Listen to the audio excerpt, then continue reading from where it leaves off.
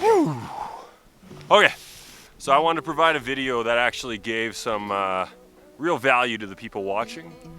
And when I thought to myself, what kind of video would be really good for that? I had to think that YouTube needed one more cat video.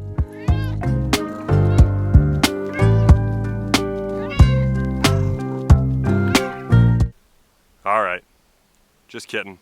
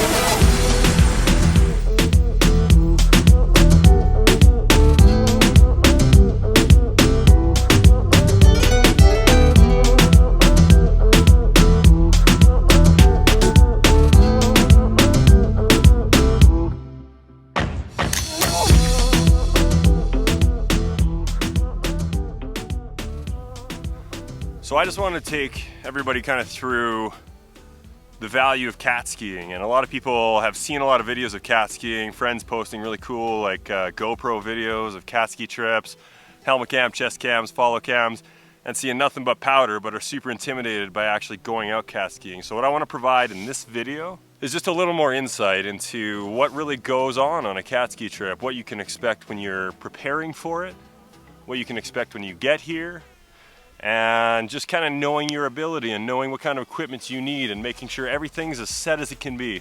So I'm going to give you just a little bit of advice from my experience of going in the last 10 years on cat ski trips. So starting off, when people come to me and I tell them that I've gone on a cat ski trip or that I'm going to go on a cat ski trip, one of the first things they ask me is, what is cat skiing?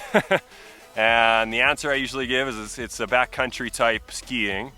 That's very similar to like heli skiing or backcountry touring, but it actually uses a snowcat to take you up there. And when I have to explain what is a snowcat, I usually tell people, like, you know the groomers on the resorts? Take one of those, they throw a big blade on the front and throw a big box in the back that has a lot of kind of seating for patrons. So you kind of sit in a school bus style and they actually drive you up some logging roads that have been converted usually in the winter to cat ski roads, right? So it'll take you right to the top.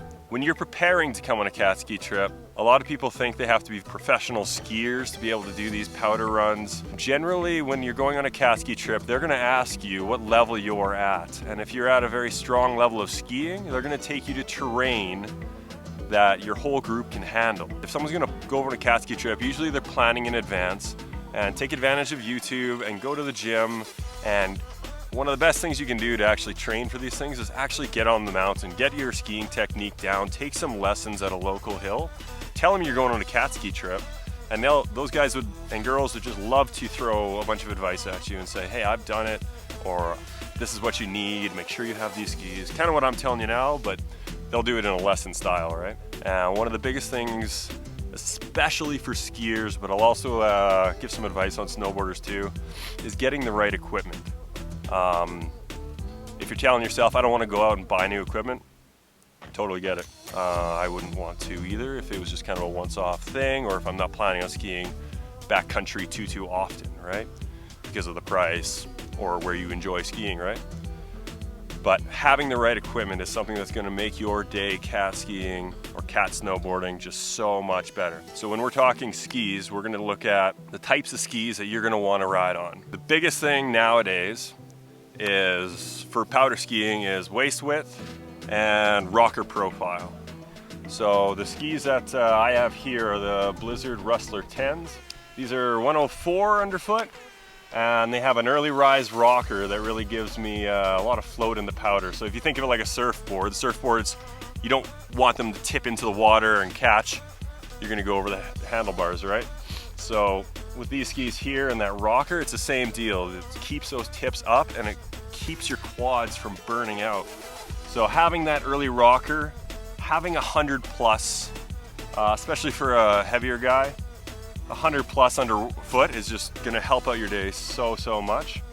And if you can't afford to go buy some, again, I totally get it, but ask a friend, rent some skis.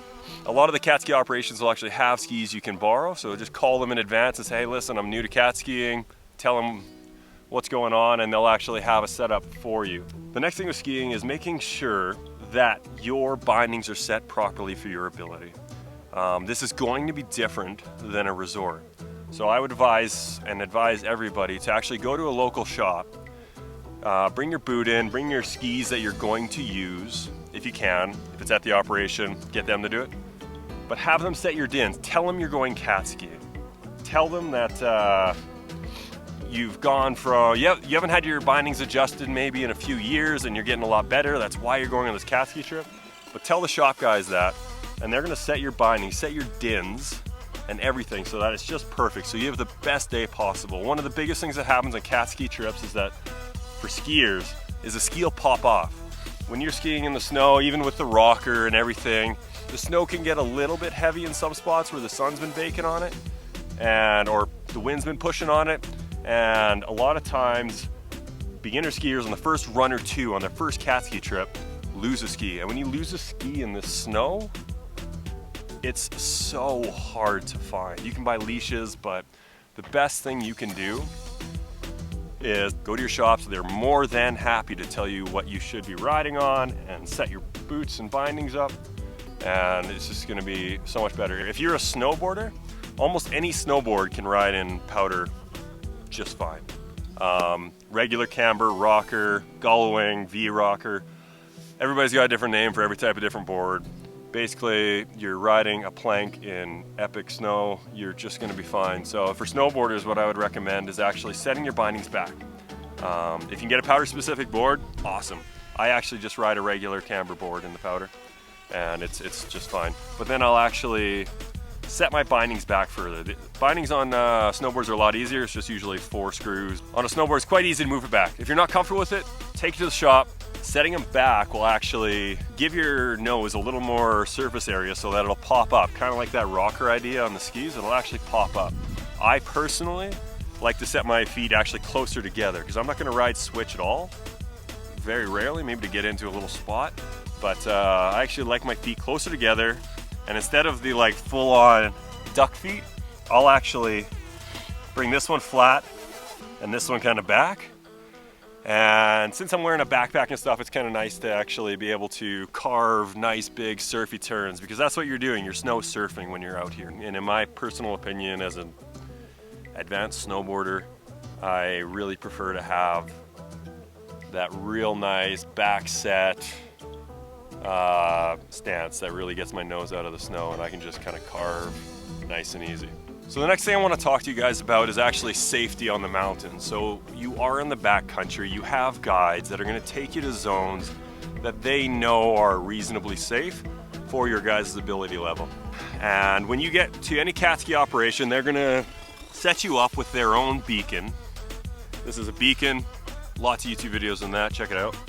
But they're gonna set you up with a beacon, shovel, probe, and backpack generally. If you're looking to prepare a little better for a cat ski trip, what I'd recommend is kind of doing a little research on the beacon search process. There's certain things about avalanche safety that everybody just has to really put the time in and make sure they're doing it absolutely properly. So that they have a really good time and they're confident that they can handle a situation and that the guides know that you can handle a situation, right?